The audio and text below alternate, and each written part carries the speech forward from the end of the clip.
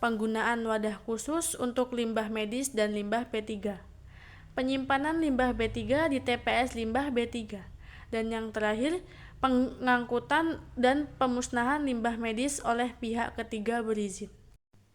Selanjutnya, pemantauan lingkungan lainnya.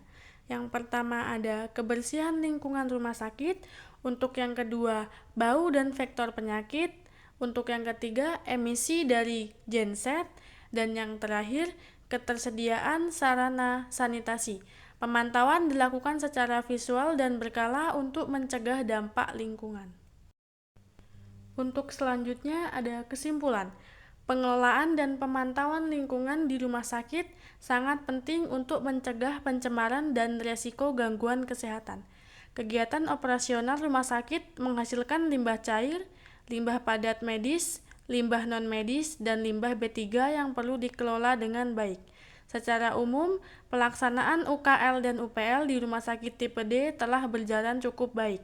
Namun, masih diperlukan peningkatan dalam pengelolaan sarana, kompetensi SDM, dan kedisiplinan pemilihan limbah agar tercipta lingkungan rumah sakit yang bersih, sehat, dan aman. Untuk selanjutnya ada rekomendasi. Untuk yang pertama, rekomendasi yang dapat dilakukan untuk meningkatkan pengelolaan lingkungan. Untuk yang kedua, meningkatkan kompetensi sumber daya manusia atau SDM melalui pelatihan pengelolaan lingkungan.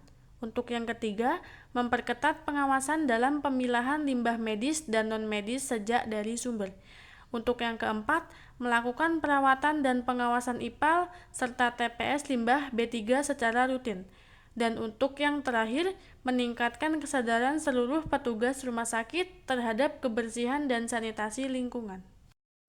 Dan yang terakhir ada saran dari saya, secara umum pengelolaan dan pemantauan lingkungan di rumah sakit tipe D telah berjalan cukup baik dan sesuai dengan ketentuan yang berlaku.